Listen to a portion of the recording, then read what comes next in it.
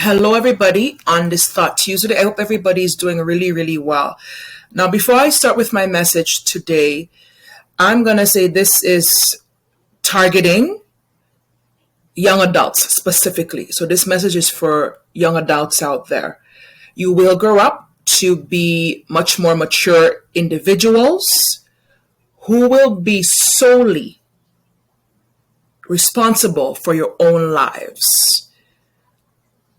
And when I say what I have to say today, you'll get to know me a little more. And this is just to inspire you. All right. So here goes. I was raised by a single mom. And we had our challenges throughout the years. And no matter what, we still managed to remain connected because we realized we pretty much only had each other in Canada. You see, we're from a small island called Dominica. So most of our family is there, and then just kind of stationed just in random parts of the world type idea. So we realized that we only had each other.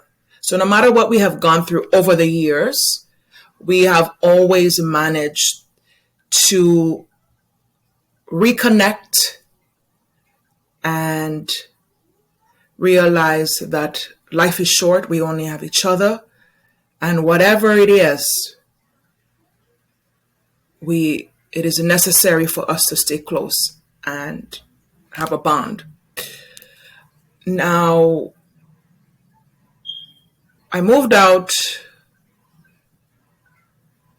very young, too young. I know some people move out much earlier. I moved out at 23. I was always working. I worked many jobs. The most I worked is 3 at a time.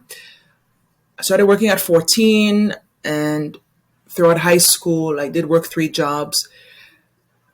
I was always saving and what have you. Now, because I moved out at that age, of course, my mother didn't get to see all my ins and outs type idea. So what happened? I met a man, and long story short, some people may call it a marriage out of convenience, but we did end up getting married, and I can never forget how I felt in the moment we were getting married. And I can never forget what my mom said to me. When my mom met him, she said, "Nice guy, not for you." She said, "He already has children, 3 to be exact, whether or not they live with him or not. You would become an instant mother." Now, I did not see issues with that. My issue with him was I noticed some behaviors, some controlling behaviors that I did not appreciate. But like I said, some folks will call this a marriage out of convenience. I was helping him. Though that was the case, I had strong sentiments. I did love him. I truly did. To this day, I do not know, and I cannot answer the question because of everything that transpired. I cannot answer the question whether or not he felt the same. While in the court, getting married, I told myself, and even prior to that day, I said, don't do this. Anyway, I did. And let's just say everything that happened after that was just... everything that happened after that, whatever could go wrong went wrong. And I have to say this, never question your gut. Go with your gut. So that's one piece of advice I have throughout all this. Go with your gut. Prior to children, things had gotten physically abusive, and verbally and emotionally. Now, I know they say there's 3 sides to every story, but believe you me, I received the brunt of a lot of abuse. And don't let anybody ever tell you that emotional abuse is somehow different or less impactful than physical abuse. Don't ever let anybody tell you that. In fact, I found the words penetrated through my mind and into my body, and it had a worse effect. It really trickles down into your spine and your entire being and make you question yourself until you start to feel less than. Now, 3 children later, it did not get any better. His children visited off and on, and one of them even began to live with us as a teenager. And to be honest, I'm the kind of person, I just felt like, she was one of my children. I fully embraced her. And, didn't go as expected. I sometimes, as young adults, sometimes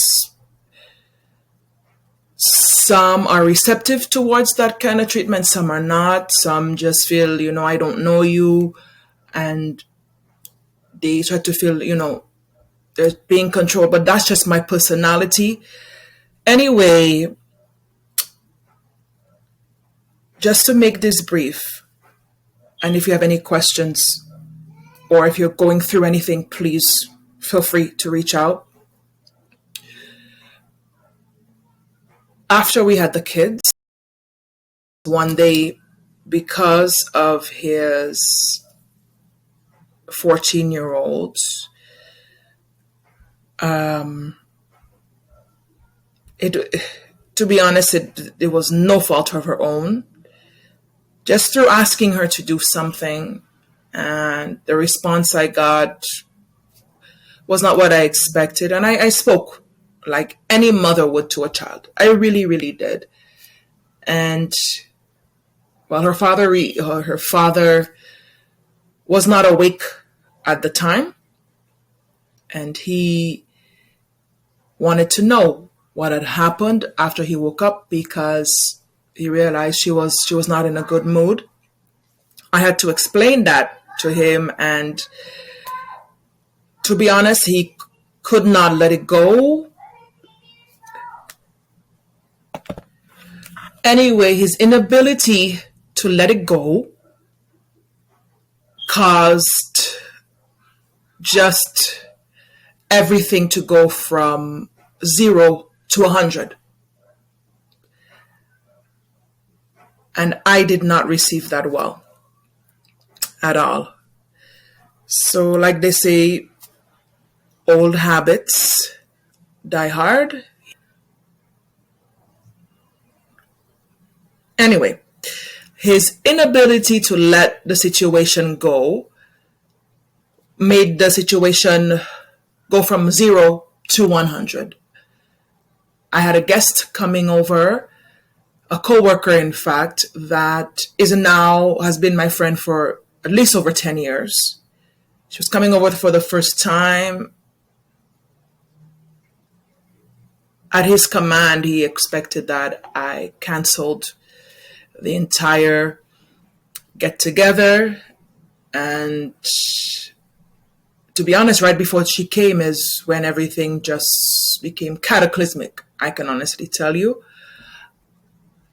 I reacted to him being physical. I received 10 times more of what I gave.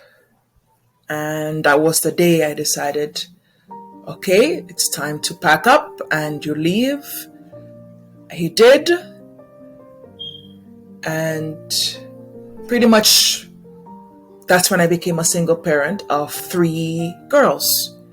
So I do have 4 children, but my 3 older girls is from marriage. prior to divorce, you have question marks. Did I make the right decision? Can I do it on my own? And when you look at your children and you think about how you felt in all those moments where you were being subjected to the physical assaults, the verbal assaults, emotional assaults, you realize that yes, I can and yes, I will, because I want myself to be well. Because these situations, you look at yourself and you say to yourself, I don't even recognize me anymore. Who is this person? Who is this person that went to school and was fully and worked and was fully capable of all her savings that she did just for someone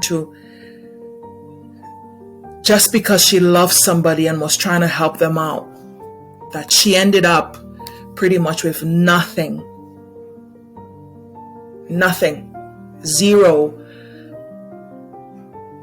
funds. Funds had been eaten away throughout their relationship just to support each other. This is how the funds went, and there was no appreciation for that. That said, you do have those questions, but I assure you, you keep moving.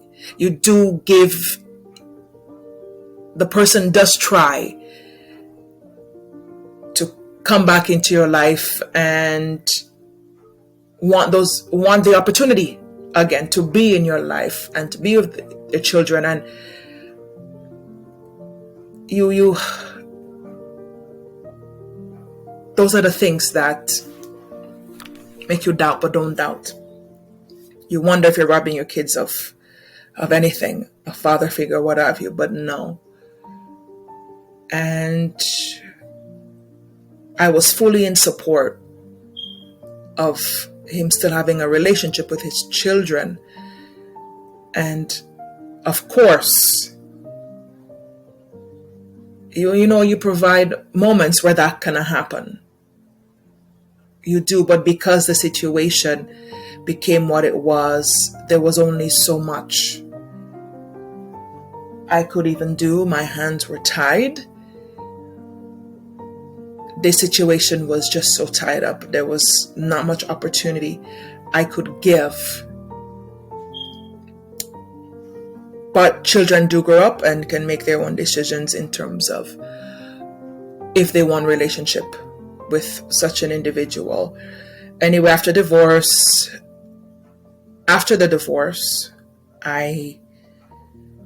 there were a lot of struggles. I saw a lot of dark times.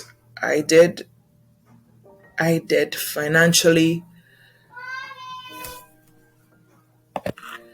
There were times I was not working, and there were times I was working a lot, and I met some great folks along the way.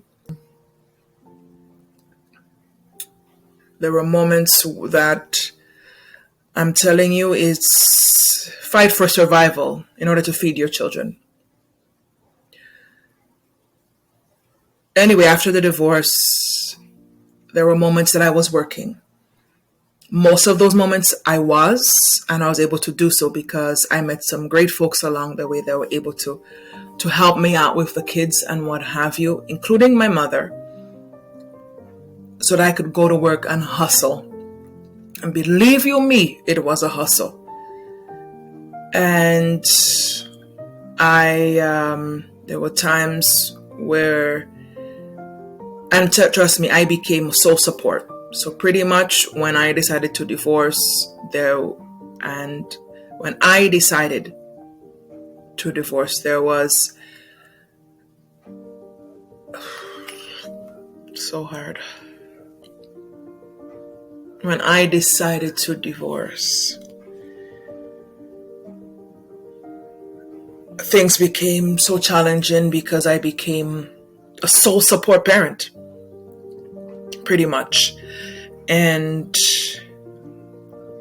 I met some great folks along the way because there was a point I wasn't working, but from the support from just some awesome people, and also my mother, I was able to work and hustle and what have you, and do whatever I needed to do in order to feed the kids. And what I have to say to that, kids get older and here they are. I have teenagers and I have since had a toddler in a new relationship. But honestly, every day I wake up feeling blessed because I'm awake. I'm alive. But when you wake up, everything else is still there. It still exists within you. You start to think of, boy, I should be much further in my life than I am. I should be. You go through those things. And I work. That has never, no matter what I was going through, it never stopped me from working. And I work up to this day. But you do things to see so you can have betterment in your life. You keep working, you go back to school, and I have gone back to school. Even going back to school, you still ask yourself, boy, when am I gonna get my big break? You get small moments of satisfaction, but then you say to yourself, when is my, big moment gonna come? Because even in those moments where you're starting over, there's so much you endure. There's so much trials along the way, and you say to yourself, why is it that some people they do things and it just happens for them right away, but then me, there's so many hiccups along the way. You say to yourself, why? But let me tell you, even in those moments, you don't give up. You don't give up. Okay, you embrace those small breakthroughs because your big breakthrough is coming. God will not let you down. I assure you, there were moments I sat at my very table, wherever I was, and talked to God. And He made those small breakthroughs He made those small breakthroughs happen. And those small breakthroughs in the moment when I was experiencing it felt like big breakthroughs. But then you cannot forget that He's been there for you every step of the way, making those things happen. It takes longer for Him to design your big breakthrough. It does, because He's patterning it, fashioning it in a way that He knows you're deserving of. So do not ever question Him, and don't ever give up, because when you give up, how do you get your big breakthrough? A big breakthrough comes from not giving up, from not backing down. So this is what I have to tell all of you young adults out there. You may go through things. You will make your own mistakes along the way. People may warn you. Those very things they say will happen may happen. You may get "I told you so" verbally, or it may be lingering in the air, but it doesn't matter. In this life, we make mistakes. It's how we choose to come through them that matters. You keep going, man, because your big breakthrough is coming. And another piece of advice, find somebody, whether it be a teacher, a classmate that you see for yourself you can count on, and talk to them if you cannot talk to anybody else. Okay? And I am here for you. I honestly am. I really am. There was a point when I was in university, I had to get that extra counseling. I also urge you to do that, because every school has that. Okay? There are people out there that God put them in place to help you. But feel free, honestly, at any time, email me. Please. If you need that space to talk to somebody, please, I urge you. Because I'm standing here today because of support that I got from my mother, from my auntie back home, and I can tell you, she is still far away, but she was there for me and continues to be there for me. I look at her as another mother. Okay? But you cannot go through things alone. They seem heavier. Please, I urge you, talk to somebody, confide in somebody, and I can be reached at any time. My email is always, if you look in that description box, my email is always there. I honestly assure I will listen. I will listen. Honestly. And whatever it is you're going through, we can sort it out together. Please. And I thank you for listening to me today, and I hope this reaches you.